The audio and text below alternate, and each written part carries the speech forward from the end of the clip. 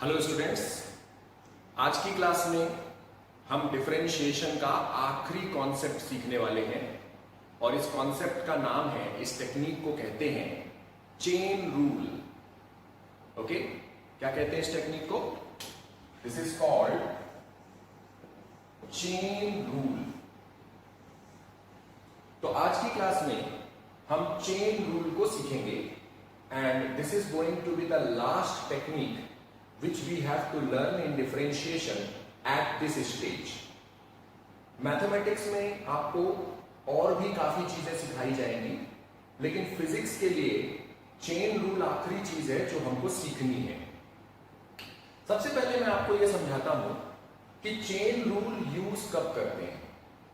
Okay, तो अभी मैं कुछ लिखूंगा और आप समझने की कोशिश करो कि जो मैं लिख रहा हूं वो सेम लिख रहा हूं या अलग अलग लिख रहा हूं।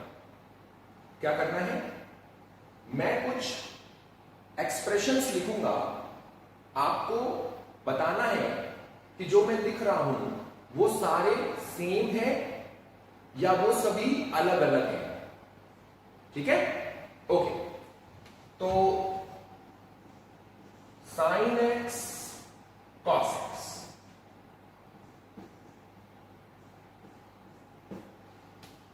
ओके। दूसरा है साइन कॉस और तीसरा है साइन एक्स कॉस एक्स। अब आप बताइए कि ये तीनों सेम है या डिफरेंट है। तो आप लोग 1 मिनट सोच लीजिए, अच्छे से इनको देखिए और समझने की कोशिश कीजिए, ये सेम है या ये डिफरेंट है। और द राइट आंसर इज ये तीनों ही अलग अलग हैं। ये अलग है, ये अलग है, ये अलग है।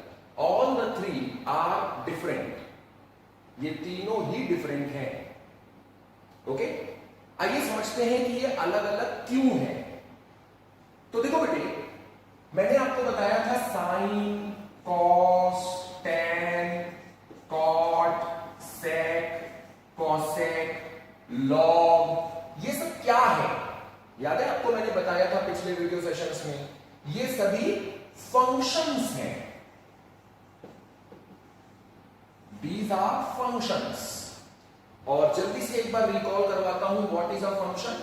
फंक्शन एक मशीन की तरह है जिसमें एक नंबर अगर डालते हैं तो दूसरा नंबर बन के बाहर आता है। जैसे एग्जाम्पल मैंने उस वक्त भी दिया था, ये है होल स्क्वायर। तो ये जो होल स्क्वायर है ये एक फंक्शन है। अगर मैं इसके अंदर 4 को डालूं तो 16 बाहर आएगा। तो होल स्क्वायर जो होता है वो एक फंक्शन होता है। उस फंक्शन में आपने एक नंबर डाला तो दूसरा नंबर बन के बाहर आया। तो मैंने जब फंक्शन सिखाया था तो मैंने इस तरह सिखाया था, जैसे आटा चक्की होती है। आटा चक्की में हम गेहूं डालते हैं, गेहूं को डालते हैं तो वो आटा बन के बाहर आता है। उसी तरह फंक्शन के अंदर हम एक नंबर डालते हैं तो दूसरा नंबर बाहर आता है। तो जो फंक्शन है, it is a mathematical machine जो एक नंबर को दूसरे नंबर में चेंज करता है। तो जैसे ये होल स्क्वायर एक फंक्शन है, उसी तरह होल क्यूब ये दूसरा फंक्शन है। अगर इसमें हम 4 डालेंगे तो 64 हो जाएगा। तो होल क्यूब एक दूसरा फंक्शन है, पावर 4 एक तीसरा फंक्शन है। ऐसे ही एक फंक्शन है अंडर रूट। अंडर रूट में अगर आप 4 डालोगे तो 2 आ जाएगा। तो under root is a new function. ये सारी बातें मैं पहले बता चुका हूं। तो ये sine, cos, tan, cot, log, sine inverse, cos inverse, all these are functions. ये सभी के सभी फंक्शंस हैं।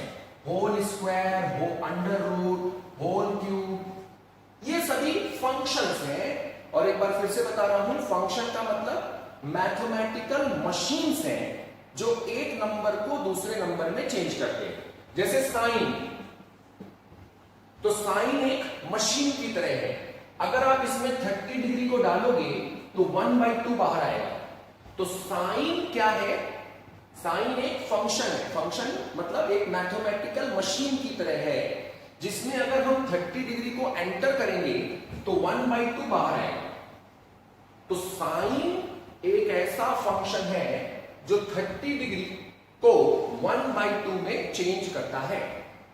उसी तरह कॉस एक दूसरी मशीन है, एक दूसरा फंक्शन है। टैन एक अलग फंक्शन है, कॉट एक अलग फंक्शन है, लॉग एक अलग फंक्शन है। तो all these are functions. Okay, एक बात और बताई थी मैंने, फंक्शन कभी अकेला नहीं होता। जैसे ये लिखा हुआ है होल स्क्वायर, इसके अंदर कुछ नहीं, तो मैंने ये बताया था कि दिस इज नॉनसेंस। अकेला फंक्शन इज नॉनसेंस। फंक्शन तभी सेंसिबल होता है जब वो किसी पर अप्लाई हो। जैसे ये होल स्क्वायर है, अगर हम इसको x देते हैं, अब ये सेंसिबल है, x square, now this is sensible. जब तक होल स्क्वायर खाली है, अकेला होल स्क्वायर है, इट इज नॉनसेंस। फंक्शन तभी सेंसिबल होता है जब वो किसी के ऊपर अप्लाई होता है। जब तक अप्लाई नहीं हो रहा तब तक वो सेंसिबल नहीं है, तब तक उसका कोई मतलब ही नहीं। It is simply nonsense.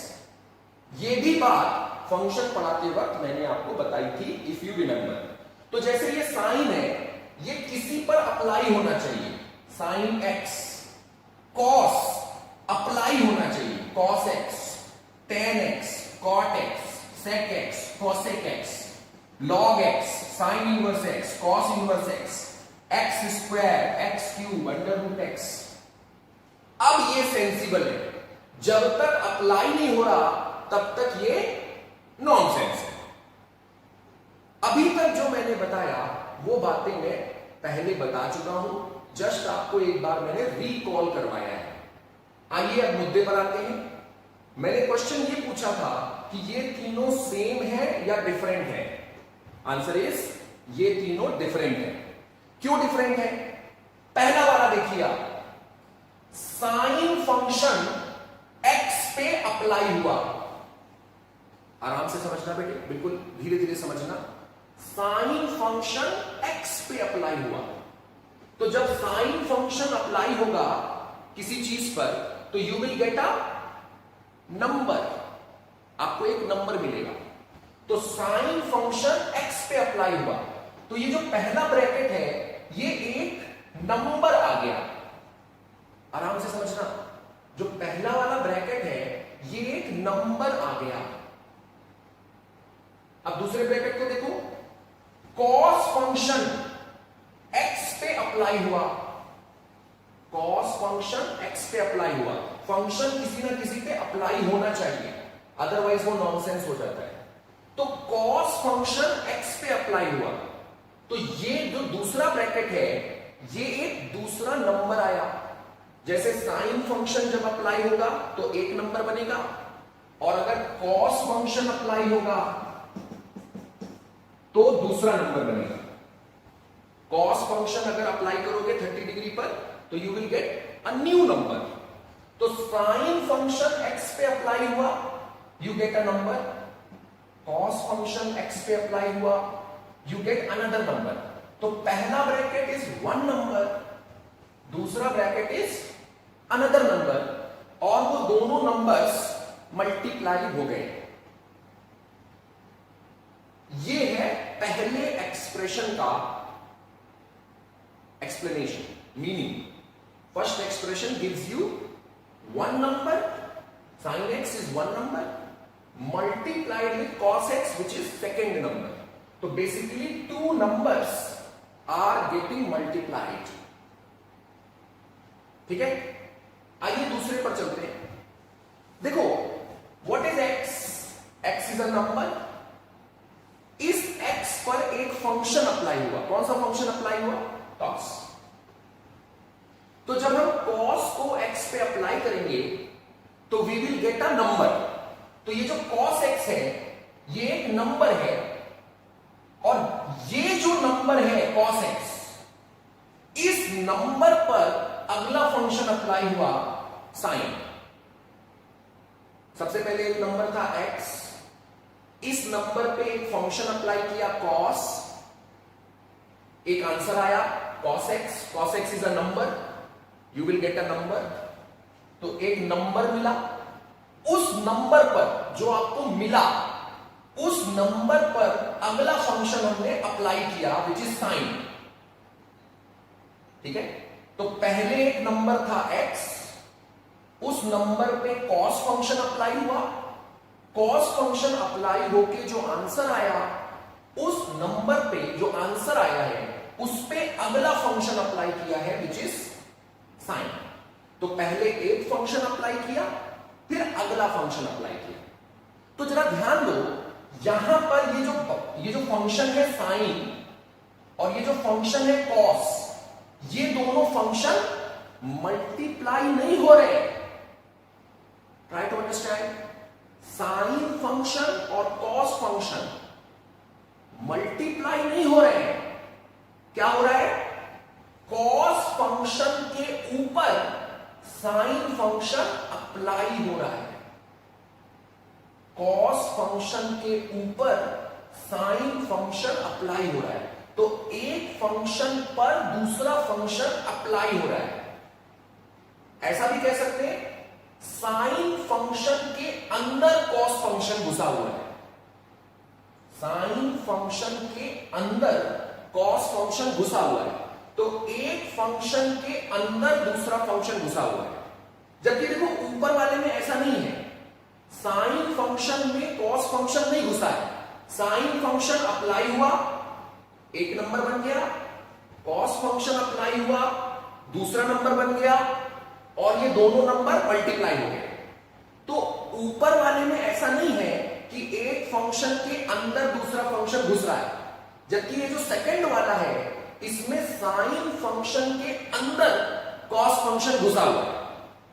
तो फंक्शन के अंदर फंक्शन है, मतलब एक फंक्शन उसके ऊपर दूसरा फंक्शन अप्लाई किया है। ठीक, तो ऊपर की जो सिचुएशन है और ये जो दूसरी सिचुएशन है, इन दोनों सिचुएशन में फर्क है। ऊपर की सिचुएशन में एक number multiplied with other number, तो दो नंबर्स मल्टीप्लाई हो रहे हैं, जबकि सेकेंड वाली सिचुएशन में एक फंक्शन के ऊपर दूसरा फंक्शन अप्लाई हो रहा है, या फिर यूं कहें एक फंक्शन है साइन, उसके अंदर दूसरा फंक्शन घुसा हुआ है कॉस। तो फर्क है। आई होप मैंने डिटेल में समझाया है, आई होप सभी बच्चों को अच्छे से समझ आ गया होगा कि इन दोनों में क्या फर्क है। बच्चों इसको समझना जरूरी है, ये और ये अलग अलग हैं, इसको समझना जरूरी है। तो आप अच्छे से एक बार वीडियो पॉज कर लो और इस बात को एक बार और अच्छे से सोच लो कि इन दोनों में फर्क क्या है और क्यों है। एक बार अच्छे से सोच लो, वीडियो पॉज करके मैं आपको 2 मिनट का वक्त देता हूं इसको सोचने के लिए कि इनमें डिफरेंस क्या है। बच्चों समझना जरूरी है, तभी आप चेन रूल सीख पाओगे। तो अच्छे से वीडियो पॉज करके इन दोनों के डिफरेंस को एक बार अपने मन में सोचने की कोशिश करो। 2 मिनट्स आर अलॉटेड।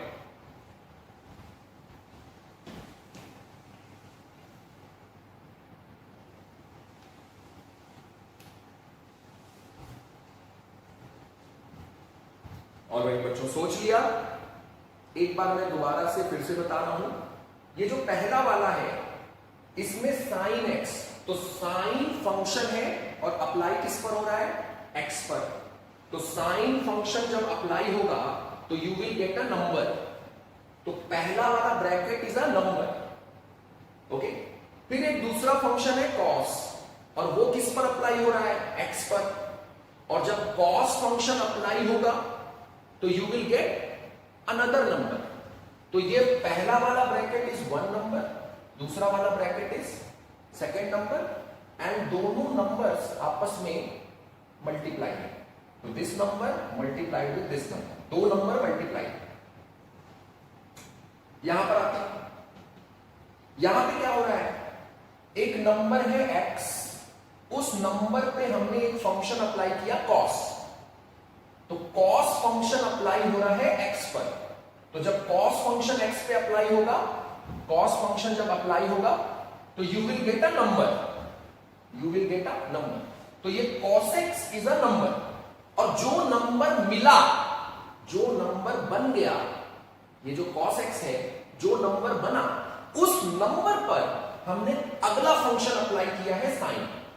मतलब साइन फंक्शन cos फंक्शन के ऊपर अप्लाई हुआ है, या फिर यूं कहें साइन फंक्शन के अंदर cos फंक्शन घुसा है।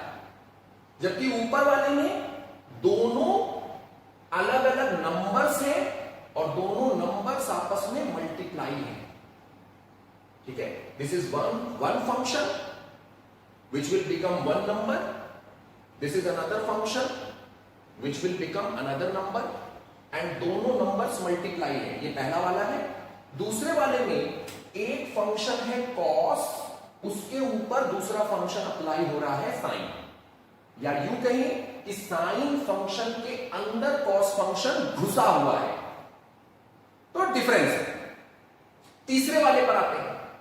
देखो क्या है, एक नंबर है x, एक नंबर है x, उस नंबर पे हमने एक फंक्शन अप्लाई किया। कौन सा फंक्शन अप्लाई किया? cos।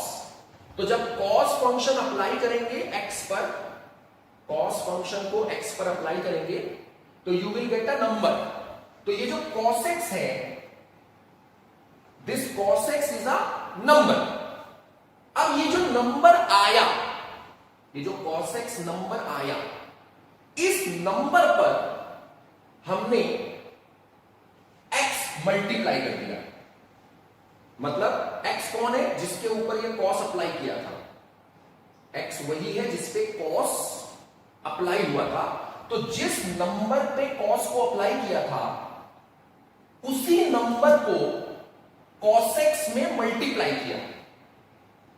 ठीक है, तो सबसे फिर से समझो, x एक नंबर है, ध्यान से समझना, x एक नंबर है, इस नंबर के ऊपर cos फंक्शन अप्लाई हुआ। तो जब नंबर पे cos फंक्शन अप्लाई करेंगे you will get a number. तो एक नंबर बना, this is one number cos x। ये जो नंबर है, इस नंबर को हमने x नंबर से मल्टीप्लाई करवाया। cos x जो नंबर है, उस नंबर को हमने x से मल्टीप्लाई करवाया, और जब मल्टीप्लाई करेंगे you will get another number, एक नया नंबर बनेगा।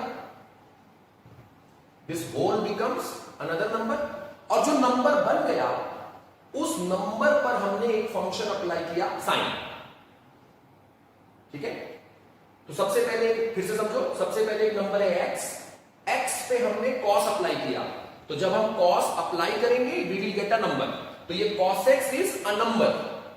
जो नंबर बना cos x, जो नंबर बना, उस नंबर पे हमने मल्टीप्लाई किया x को। तो cos x multiplied with x।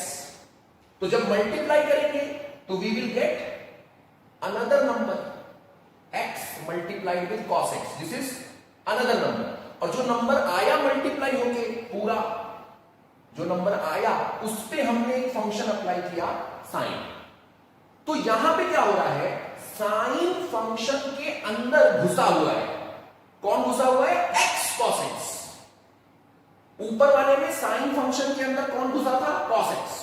और यहां पे साइन फंक्शन के अंदर घुसा हुआ है x cos x। तो इन दोनों में फर्क है, साइन में cos घुसा है और यहां साइन के अंदर x cos x घुसा है। तो इन दोनों में डिफरेंस है। तो सबसे पहले वाले में दो फंक्शन मल्टीप्लाई हुए, दूसरे वाले में साइन के अंदर cos घुसा है, और तीसरे वाले में साइन के अंदर x cos x घुसा हुआ है। ओके,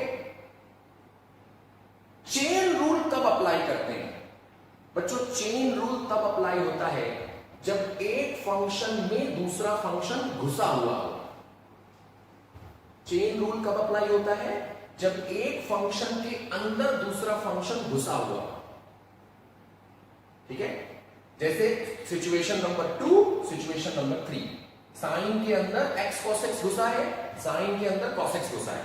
तो जब एक फंक्शन के अंदर दूसरा फंक्शन घुसा हो तो यूज करते हैं चेन रूल।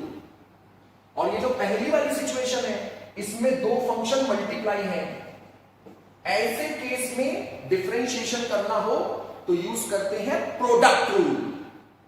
क्या यूज करते हैं?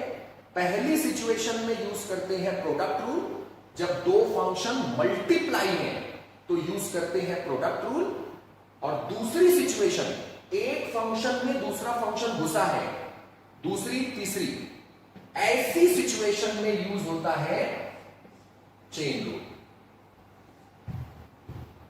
आई बात समझ में?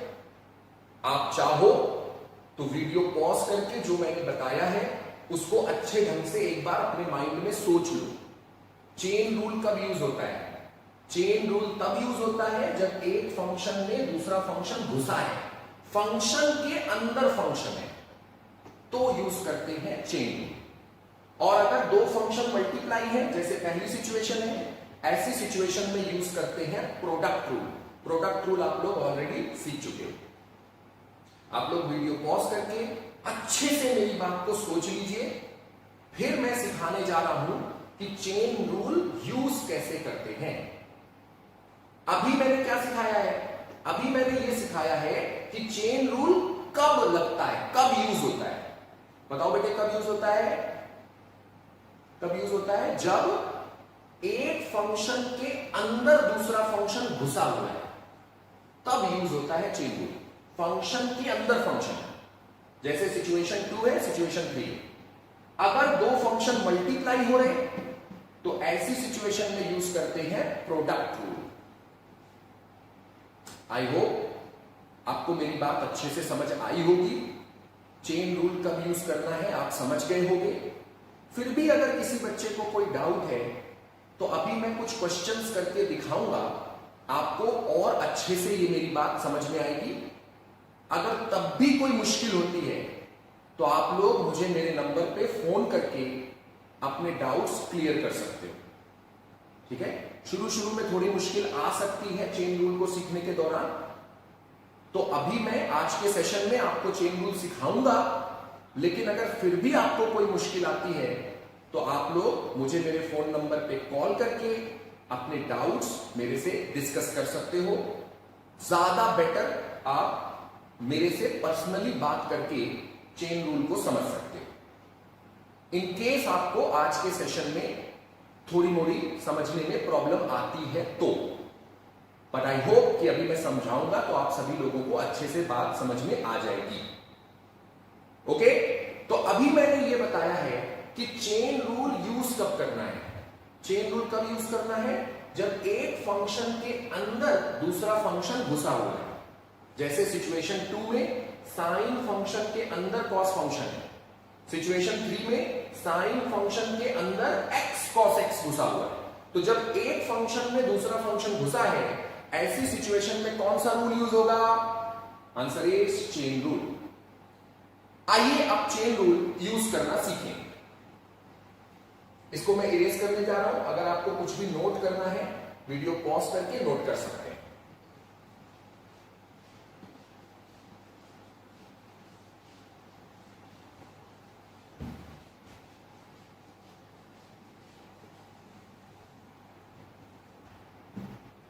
तो बच्चों मान लो आपको डिफरेंशिएशन करना है इसका। अभी अभी मैंने बताया था इसके बारे में। साइन फंक्शन के अंदर कॉस फंक्शन घुसा है, साइन फंक्शन के अंदर कॉस फंक्शन घुसा है और आपको डिफरेंशिएशन करना है। तो ddx of sine cos x करना है। देखो कैसे करेंगे। आपके पास क्या ऐसा कोई फॉर्मूला है? डिफरेंशिएशन के जितने भी फॉर्मूले मैंने पढ़ाए, मैं आपको याद दिला देता हूं। डिफरेंशिएशन के 18 फॉर्मूले पढ़ाए थे मैंने। सबसे पहले दिन जब डिफरेंशिएशन पढ़ाना शुरू किया था तो मैंने आपको फॉर्मूलों की लिस्ट दी थी, उसमें 18 फॉर्मूले मैंने आपको दिए थे। आई होप आपको याद होगा। उन 18 फॉर्मूलों में देखो क्या ऐसा कोई फॉर्मूला था ddx of sine cos x? Answer is no. ऐसा कोई फॉर्मूला उन 18 फॉर्मूलों में नहीं था। ठीक है? आपके पास ये फॉर्मूला है ddx ऑफ साइन एक्स, और आपके पास ये फॉर्मूला है ddx ऑफ कॉस एक्स। चलो देखें, याद है कि नहीं? D d x of sine x क्या होता है? D d x of sine x equal to cos x, और d d x of cos x क्या होता है? तो d d x of cos x is equal to minus sine x.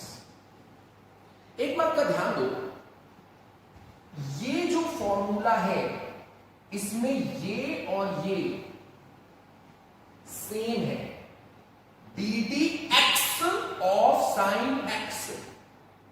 तो यहां भी x है, यहां भी x है, ये नीचे भी x है और ऊपर भी x है, आंसर में भी x आया। उसी तरह उधर देखो, d d x of cos x equal to sine x, तो नीचे भी x है और cos के सामने भी x है।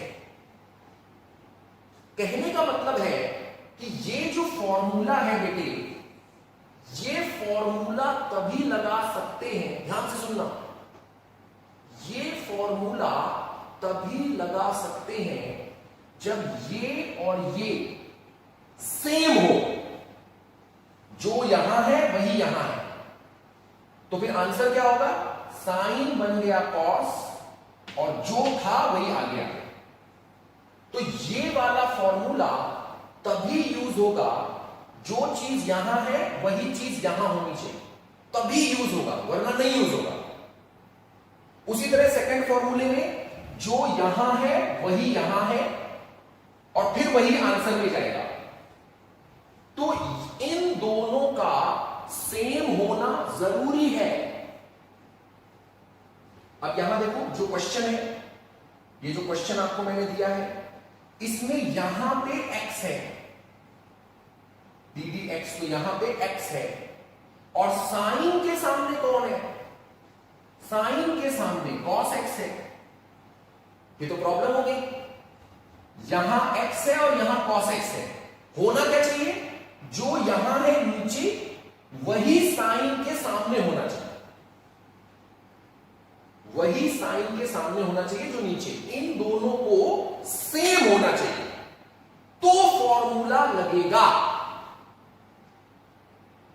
समझे प्रॉब्लम क्या है इस क्वेश्चन की? ये बात समझ में आई? प्रॉब्लम ये है कि साइन एक्स का डिफरेंशिएशन कॉस एक्स, ये जो डिफरेंशिएशन का फॉर्मूला है ये तभी यूज होगा जब यहां जो नीचे बैठा है वही साइन के सामने बैठा हो, तो ये दोनों सेम होने जरूरी है, तभी फॉर्मूला लगेगा। लेकिन जो क्वेश्चन हम सॉल्व कर रहे हैं उसमें प्रॉब्लम ये है कि नीचे x है और यहां पे cos x है, तो ये दोनों सेम नहीं है, और क्योंकि ये दोनों सेम नहीं है तो हम तो ये फॉर्मूला लगा ही नहीं सकते। यही तो प्रॉब्लम है, ये दोनों सेम नहीं है, दैट इज द प्रॉब्लम। क्योंकि सेम नहीं है इसलिए हम ये फॉर्मूला नहीं लगा सकते, ये हमारी प्रॉब्लम है। अब प्रॉब्लम तो मैंने आपको बता दी, अब अगला क्वेश्चन है इस प्रॉब्लम का समाधान क्या है, इस प्रॉब्लम का हल क्या है। तो बेटे इतना तो जानते ही होंगे, समस्या के अंदर ही उस समस्या का समाधान छुपा होता है, प्रॉब्लम में ही उसका सलूशन छुपा रहता है, जानते होंगे आप इस बात को। तो पहले तो ये बताओ प्रॉब्लम क्या है, जरा बताओ प्रॉब्लम क्या है। तो प्रॉब्लम है कि ये दोनों सेम होने चाहिए लेकिन सेम नहीं है, इसलिए हम फॉर्मूला यूज नहीं कर सकते।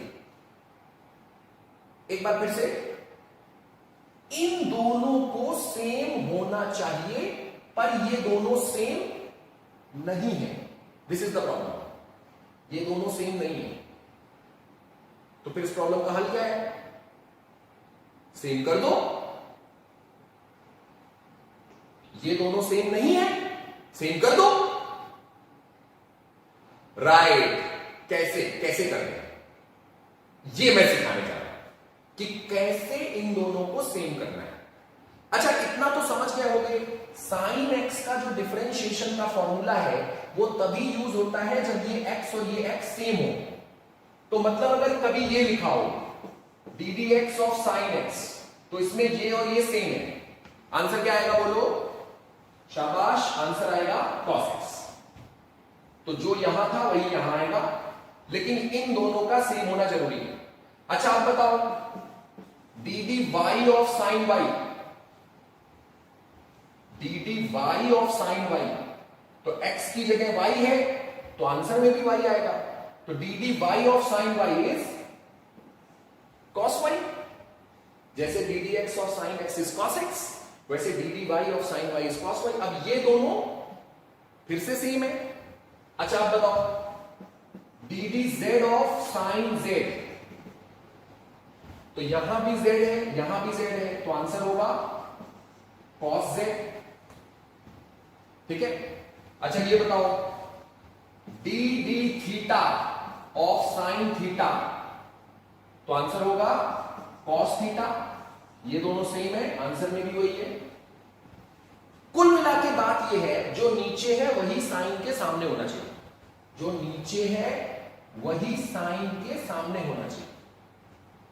तो बेटे D d x of cos x, अगर ऐसा मैं कहता D D cos x sign cos x, अगर मैं ये कहता तो देखो नीचे है डी डी कॉस एक्स, तो x की जगह cos x है और साइन के सामने cos x है। अब देखो बेटा ये दोनों सेम है, d D cos x of sine cos x. मैं फिर से पढ़ रहा हूं, ध्यान से सुनना, D D cos x of sine cos x. क्या लिखा हुआ है ये? D D cos x of sine cos x, ये लिखा हुआ है ना। तो देखो यहां ये जो cos x है, cos x is just like x in this formula, cos x is just like x। तो आप समझो cos x x है, क्योंकि cos x is just like x। तो अब ये दोनों सेम है, और अगर ये दोनों सेम है तो हम फॉर्मूला यूज कर सकते हैं, ये वाला कर सकते हैं, क्योंकि ये दोनों सेम है। तो आप cos x को समझ लीजिए x। तो कौन सा फॉर्मूला दिख रहा है? D d x of sign x, क्योंकि cos x x के जैसा है, तो d d x of sign x। And D d x of sign x क्या होता है? cos x, लेकिन x की जगह यही चीज, तो cos x, x की जगह यही आएगा। तो अभी x के रिप्लेसमेंट cos x है, ठीक है। हमें जो क्वेश्चन दिया गया है उस क्वेश्चन में नीचे x है और साइन के सामने cos x है। अगर ये नीचे x ना होता बल्कि नीचे वाले x की जगह cos x होता, तो हम ये आंसर देते। अगर नीचे x ना होता तो, मेरी बात को ध्यान से सुनना, अगर नीचे ये x ना होता बल्कि x की जगह, नीचे वाले x की जगह cos x होता, तो यहां भी cos x यहां भी cos x, तो sin x का डिफरेंशिएशन का फॉर्मूला लग जाता। और sin x का डिफरेंशिएशन होता है cos x, और x की जगह वापस से cos x ही आना है। तो नीचे ये जो x बैठा है इसकी जगह cos x होता तो बात बन जाती। सुनना मेरी बात को, नीचे वाले x की जगह अगर cos x होता तो बात बन जाती, क्योंकि साइन के सामने cos x है तो नीचे भी cos x होगा तो बात बन जाएगी। बात बन जाने का मतलब फॉर्मूला यूज हो जाएगा। तो चलिए मैं नीचे वाले x की जगह cos x बना रहा हूं, देखिए। अब बिल्कुल आखिरी स्टेप पर है तो ध्यान से समझना। आप क्या चाहते हो? हम चाहते हैं जो साइन के सामने है वही नीचे हो। हम क्या चाहते हैं? जो साइन के सामने है वही नीचे हो। मतलब आप चाहते हो कि नीचे dx ना हो, बल्कि यहां पर d cos x होना चाहिए, बल्कि d cos x होना चाहिए। तो चलो मैं ऐसा करता हूं, ये dx है, इसको मैं d cos x लिख देता हूं। dx को की जगह मैंने d cos x लिख दिया, आगे वाले को sin cos x लिख दिया, इसको वैसे ही रहने दें। अब देखो आपने क्या किया है, ध्यान से सुनना, आपने d cos x को डिवाइड किया है। देखो देखो, d cos x को डिवाइड किया है। अगर d cos x को डिवाइड किया है तो फिर d cos x मल्टीप्लाई भी करना पड़ेगा, तभी तो बैलेंस होगा ना। आपने डिवाइड किया है d cos x, तो d cos x मल्टीप्लाई भी करना पड़ेगा, तभी तो बैलेंस होगा। तो जो चीज डिवाइड की है उसी चीज को मल्टीप्लाई भी करना पड़ेगा। तो d cos x डिवाइड किया, d cos x मल्टीप्लाई किया, तो ये d cos x आपस में कट जाएंगे। तो डिवाइड किया, मल्टीप्लाई किया, उससे कोई फर्क नहीं पड़ा। अब एक चीज रह गई है dx, तो dx नीचे है, नीचे है, मैं उसको इधर लिख देता हूं, उससे कोई फर्क तो पड़ेगा नहीं। यहां लिखो वहां लिखो कोई फर्क नहीं पड़ेगा। Basically this and this are in multiplication, तो कौन पहले लिख रहे हो कौन बाद में लिख रहे हो उससे कोई फर्क तो पड़ेगा नहीं। तो बेसिकली मैंने क्या किया, d cos x को डिवाइड किया और d cos x को मल्टीप्लाई किया। अब इससे होगा क्या, इससे क्या होगा, देखो साइन के सामने cos x है और नीचे d के सामने cos x है, यही तो आप चाहते थे ना। आप चाहते थे कि ये दोनों सेम होने चाहिए, सेम हो गए। तो यहां पे एक फॉर्मूला, ये पूरी चीज इस फॉर्मूले से हैंडल हो जाएगी। cos x को समझो x, सुनना मेरी बात को, cos x को समझो x, तो ये क्या लिखा है, ये लिखा है ddx of sin x, ddx, cos x को x समझो, तो ddx ऑफ sin x, तो cos x का रोल x की तरह हो गया है, तो ddx of sin x and ddx of sin x is cos x।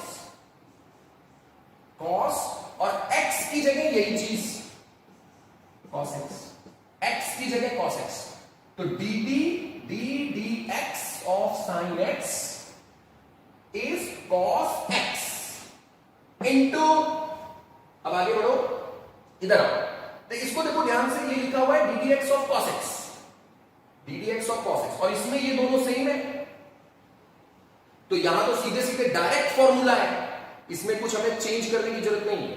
तो ddx of cos x, and ddx of cos x क्या होता है, माइनस sin x। ठीक, इस माइनस को चाहे तो बाहर लाके लिख सकते हैं, तो minus cos x into sin x, ये है इस क्वेश्चन का आंसर। इस तरह से चेन रूल यूज होता है। आप लोग वीडियो पॉज करके सॉल्यूशन को एक बार नोट कर लो, फिर मैं अगला क्वेश्चन समझाता हूं। 3 क्वेश्चंस में समझाऊंगा, फिर आपको 5 क्वेश्चंस में करने के लिए दूंगा। ओके, तो आप लोग वीडियो पॉज करके इसको नोट करो, फिर मैं अगला क्वेश्चन समझाने जा रहा हूं।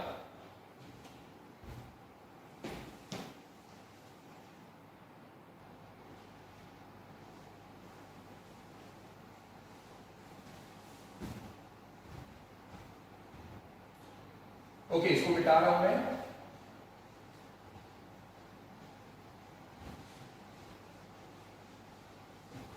अगला क्वेश्चन करके दिखा रहा हूं, ddx of log sin x। अब देखो, log फंक्शन के अंदर साइन फंक्शन घुसा हुआ है, log फंक्शन के अंदर साइन फंक्शन घुसा हुआ है, तो एक फंक्शन के अंदर दूसरा फंक्शन घुसा है।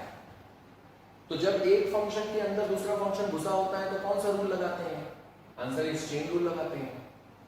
लगा रहे हैं चेन रूल। देखिए, एक प्रॉब्लम है, जो लॉग के सामने है वही नीचे होना चाहिए, क्योंकि हमारे पास जो फॉर्मूला है वो ये है, ddx ऑफ log x, इसमें log के सामने x है तो नीचे भी x है, तो जो log के सामने है वही नीचे होना चाहिए। और अगर ये दोनों मैच करते हैं, x और x मैच करते हैं, तो आंसर आता है फिर 1/x।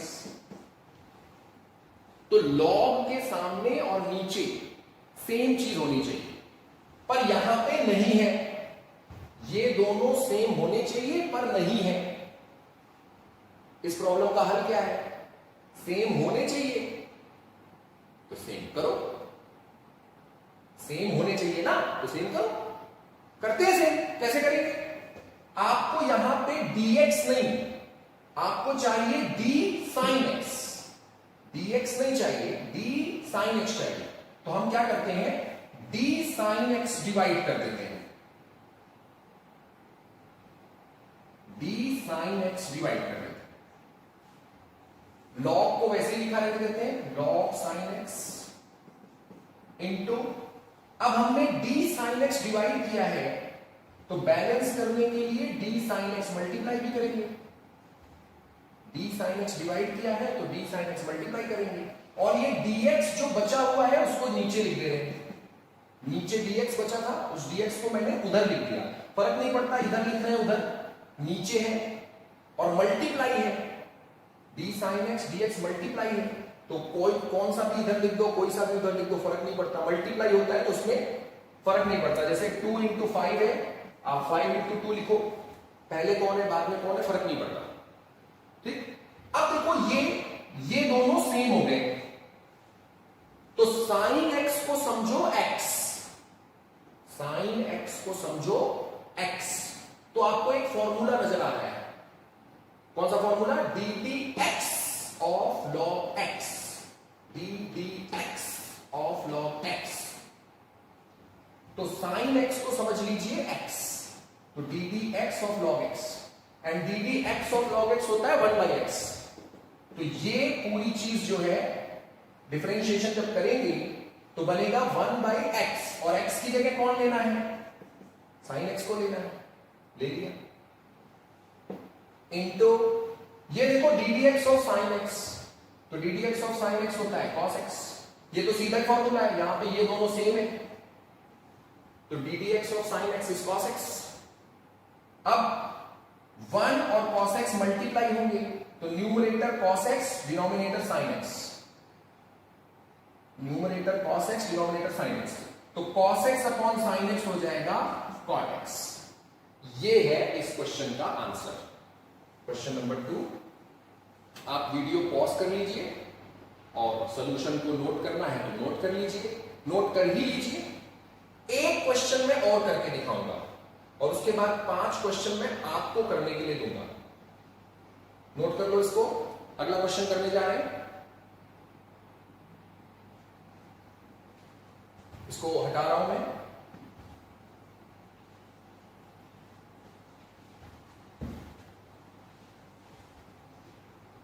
Okay, question number 3, ddx of e power 10x, ddx of e power 10x। तो देखो हमारे पास ये फॉर्मूला है, ddx of e power x equal to e power x, हमारे पास ये फॉर्मूला है। लेकिन ये वाला फॉर्मूला तभी यूज कर सकते हैं जब ये दोनों सेम हो जाए, नीचे x है और e की पावर में x है, दोनों को सेम होना चाहिए। यहां पे प्रॉब्लम है, नीचे x है और e की पावर में tan x है, नीचे x है और e की पावर में tan x है, तो ये x और ये tan x ये दोनों सेम नहीं है। तो क्या हल है इस प्रॉब्लम का? ये दोनों सेम नहीं है तो सेम कर दो। चलो करते हैं इसे। dx है, होना क्या चाहिए था? d tan x, तो होना चाहिए था d tan x, e power tan x, तो नीचे dx है, होना चाहिए था d tan x, तो हमने d tan x डिवाइड किया और बैलेंस करने के लिए d tan x मल्टीप्लाई किया। अभी d tan x डिवाइड किया, d tan x मल्टीप्लाई किया, बैलेंस हो गया, डिवाइड किया मल्टीप्लाई किया, बैलेंस हो गया। और ये dx नीचे बाकी है, नीचे डिनोमिनेटर में dx बाकी है, तो जो डिनोमिनेटर में dx है उसको मैंने यहां लिख लिया, प्रॉब्लम सॉल्व हो गई, ये दोनों सेम हो गए। तो tan x को समझ लो x, tan x को समझ लो x, तो ये लिखा हुआ है क्या, देखो d dx of e power x, तो tan x को समझ लो x, परफेक्ट ये फॉर्मूला बैठा हुआ है यहां पे। तो d dx of e power x और d dx of e power x is e power x, पर x की जगह कौन आएगा, tan x इंटू, ये तो सीधा फॉर्मूला है, ये दोनों सेम है, तो d dx of tan x and d dx of tan x होता है sec square x। This is the answer. Video pause करके सॉल्यूशन नोट कर लो, फिर मैं 5 क्वेश्चन आपको करने के लिए दे रहा हूं, अभी करना होगा, अच्छे से समझ लो, फिर मैं करने को देता हूं। चलो दे रहा हूं क्वेश्चंस।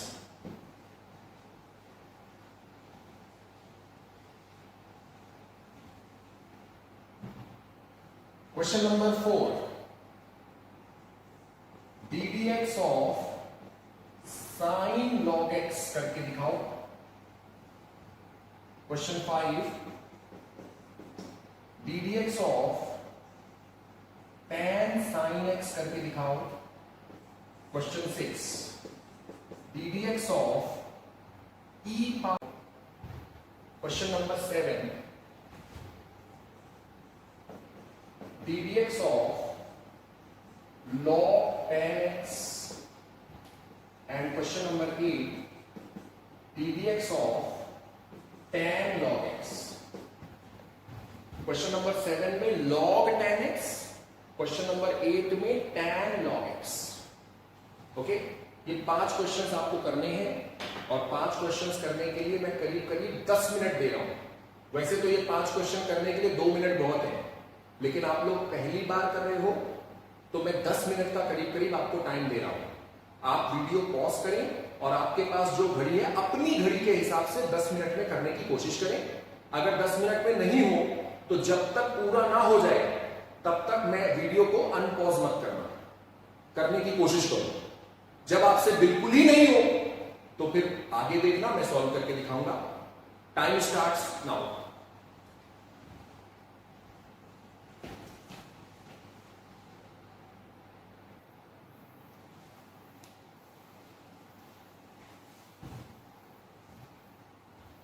चलो 1 बाय 1 सॉल्व करते हैं। सबसे पहले क्वेश्चन नंबर 4 को सॉल्व कर रहे हैं। इन दोनों क्वेश्चंस को मैं यहां लिख दे रहा हूं, D dx of tan sin x, D dx of e power sin x। Question number 4 solve करने जा रहा हूं। देखिए, तो D dx of sin x, formula ये होता है बच्चों, D dx of sin x, तो ये दोनों सेम होने चाहिए। इस क्वेश्चन में यहां x है और यहां log x है, तो ये दोनों सेम नहीं है, तो हम चाहते हैं नीचे जो x है वो log x हो जाए, नीचे ये जो x है वो log x हो जाए, हम ऐसा चाहते हैं। तो मतलब ये जो dx लिखा है उसे हमको d log x बनाना है। ठीक, तो बना देते हैं। कैसे बनाएंगे, dx की जगह d log x, तो क्या कर रहे हैं, d log x डिवाइड कर रहे हैं, d log x को डिवाइड कर रहे हैं, और क्योंकि डिवाइड किया है तो मल्टीप्लाई कर रहे हैं, d log x divide d log x multiply. इसको वैसे ही छोड़ देते हैं, sin log x, sin log x को वैसे ही छोड़ देते हैं, और dx नीचे है उसको यहां लिख देते हैं। dx नीचे ही लिखना है, चाहे यहां लिखो चाहे वहां लिखो, फर्क नहीं पड़ता। अब देखो ये दोनों सेम हो गए, ये दोनों सेम हो गए, और अगर ये दोनों सेम हो गए तो फॉर्मूला अप्लाई हो जाएगा। कौन सा फॉर्मूला अप्लाई हो जाएगा, d dx of sin x, तो log x को समझ लीजिए x की तरह, d dx of sin x, तो log x x की तरह, तो sin x का डिफरेंशिएशन होता है cos x, और x की जगह log x बैठा हुआ है, x की जगह log x मल्टीप्लाइड बाय, ये तो सीधा फॉर्मूला है, d d x of log x is 1 by x। Final answer को आप ऐसे लिख सकते हो, cos log x multiplied by 1 is cos log x, और नीचे x। दैट्स इट, हो गया। क्वेश्चन नंबर 4 का ये सोल्यूशन है। अगर किसी बच्चे से क्वेश्चंस नहीं हुए हैं तो मैं आपको एडवाइस करूंगा, आपने क्वेश्चन नंबर 4 का सोल्यूशन देखा, अब आप लोग वीडियो पॉज करके क्वेश्चन 5, 6, 7, 8 को करो। जिनसे नहीं हुआ है, जिनसे हो गया है, क्वेश्चन नंबर 5, 6, 7, 8 में सॉल्व करने जा रहा हूं, आप लोग मैच करो, और जिनसे नहीं हुआ है वो वीडियो पॉज करके सॉल्व करें क्वेश्चन 5, 6, 7, 8। चलो क्वेश्चन नंबर 5 सॉल्व कर रहा हूं मैं। Question 5, D d x of tan sin x। तो बेटे ये दोनों सेम होने चाहिए। क्यों सेम होनी चाहिए? क्योंकि हमने जो फॉर्मूला याद किया है वो ऐसा होता है, d d x of tan x, तो tan के सामने भी x और नीचे भी x, जो फॉर्मूला याद किया है उसमें ये दोनों सेम रहते हैं। अभी यहां ये दोनों डिफरेंट है तो सेम करना पड़ेगा। तो ये जो नीचे dx है, हमें ये नीचे dx नहीं लेना है, हमें लेना है क्या, d sin x। यहां पे sin x होना चाहिए x की जगह, क्योंकि इधर sin x है। तो क्या करेंगे, d sin x चाहिए, d sin x चाहिए, तो d sin x डिवाइड कर देते हैं और d sin x मल्टीप्लाई कर देते हैं। डिवाइड किया मल्टीप्लाई किया तो बैलेंस हो गया। tan sin x को ऐसे ही लिखा रहने देते हैं, और ये जो dx नीचे बैठा है उसको इधर लिख देते हैं। अब ये दोनों सेम हो गए, तो यहां पे फॉर्मूला अप्लाई हो जाएगा। कौन सा फॉर्मूला अप्लाई होगा, D d x of tan x। तो sin x को समझ लो x की तरह, sin x को x की तरह समझ लो, तो d d x of tan x। तो d d x of tan x क्या होता है, sec square x, sec square x की जगह sin x है, और ये दोनों तो ऑलरेडी सेम है, तो यहां तो सीधे फॉर्मूला अप्लाई होगा। कौन सा फॉर्मूला अप्लाई होगा, D d x of sin x होता है cos x।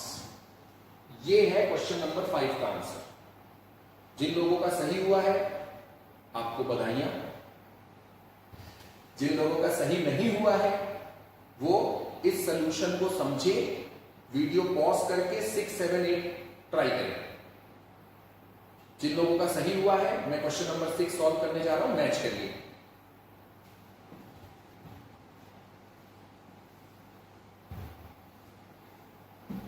Question number 6, d d x of e power sine x solve करना है।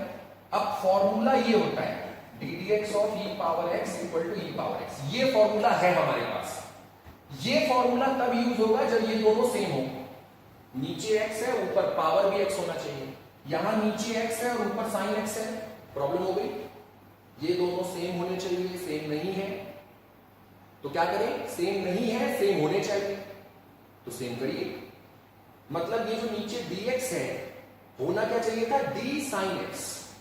तो चलो d sin x नीचे डिवाइड कर लेते हैं, d sin x डिवाइड कर दिया और d sin x को मल्टीप्लाई कर दिया। e पावर sin x को ऐसे ही छोड़ दिया और ये जो dx है उसको इधर लाके लिख दिया। अब d sin x डिवाइड किया है, d sin x मल्टीप्लाई किया है, डिवाइड किया मल्टीप्लाई किया तो कोई फर्क नहीं पड़ा, बैलेंस हो गया। वही चीज डिवाइड की, वही चीज मल्टीप्लाई की, बैलेंस हो गया। अब देखो ये दोनों सेम है, तो sin x को समझो x, तो दिस इज द फॉर्मूला। कौन सा formula, D d x of e power x। sin x हमारे लिए x की तरह हो गया, तो d d x of e power x, and D d x of e power x is e power x। x की जगह sin x है, and D d x of sin x is cos x। ये तो सीधा formula है, d d x of sin x, ये दोनों same है। तो this is the answer for question number 6। अब क्वेश्चन नंबर 7 सॉल्व करने जा रहे हैं।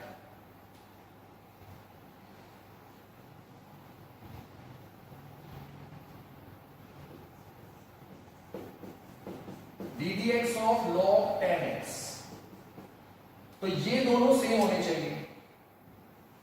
क्यों सेम होने चाहिए?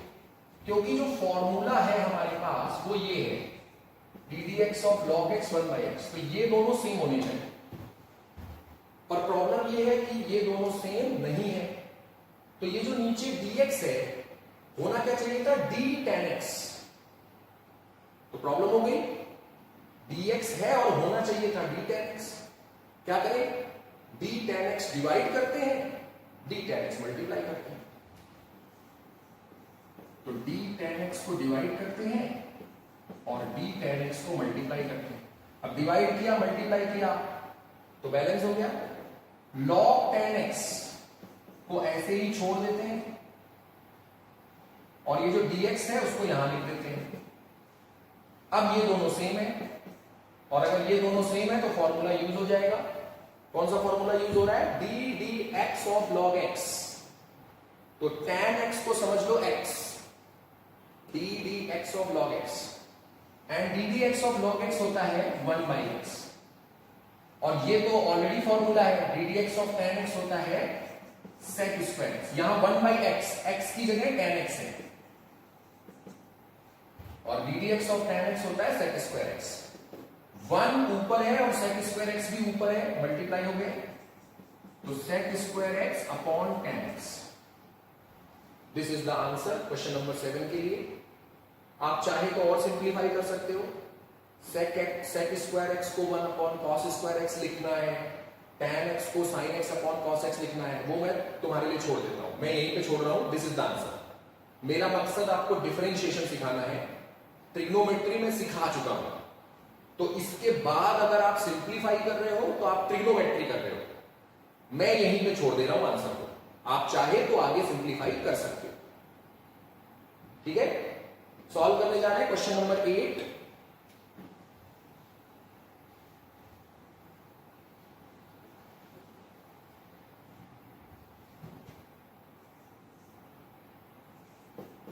ddx of tan log x, ये दोनों सेम होने चाहिए।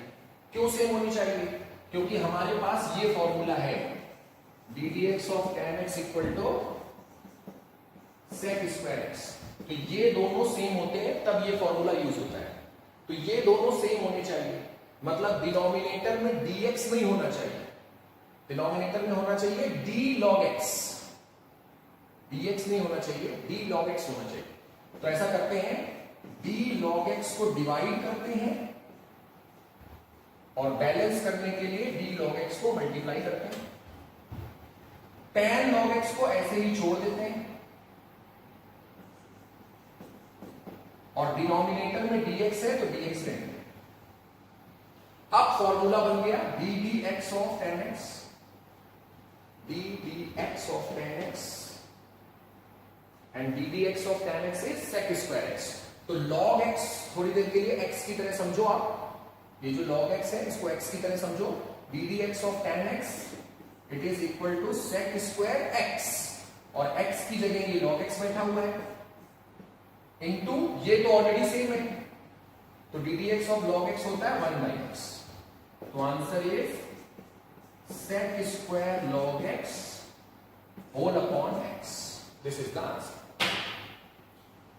आई होप आपको चेन रूल के बारे में काफी कुछ समझ में आ गया होगा आज की क्लास में। चेन रूल कैसे यूज होता है, कब यूज होता है, मैंने दोनों बातें आज की क्लास में समझाई है।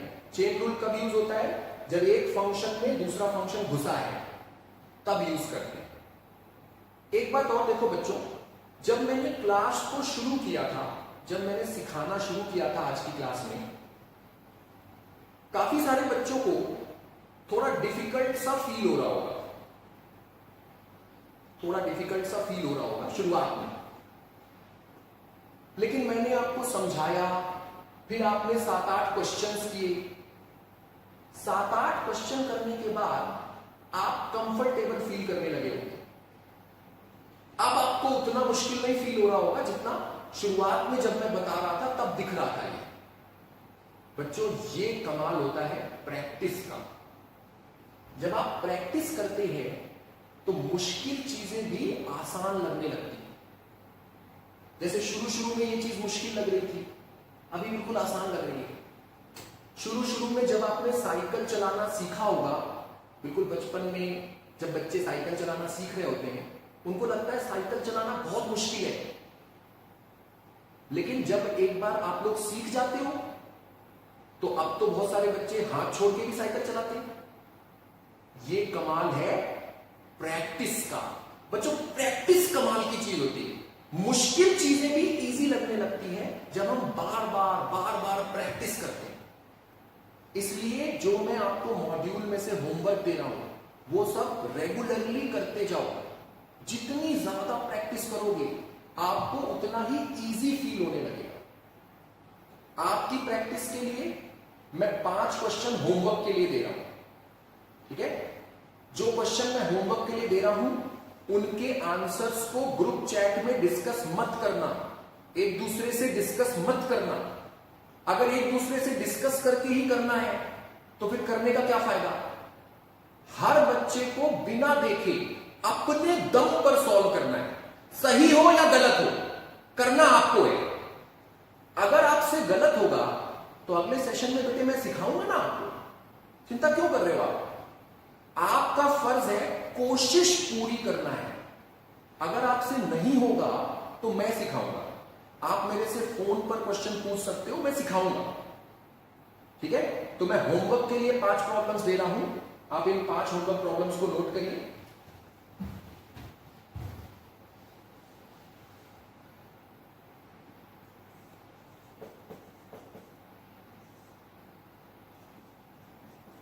ddx of e power cos x, ddx of log sec x, ddx of tan sin x, ddx of sin e power x, ddx of cot sec x। ये 5 प्रॉब्लम मैं आपको होमवर्क के लिए दे रहा हूं। इसके अलावा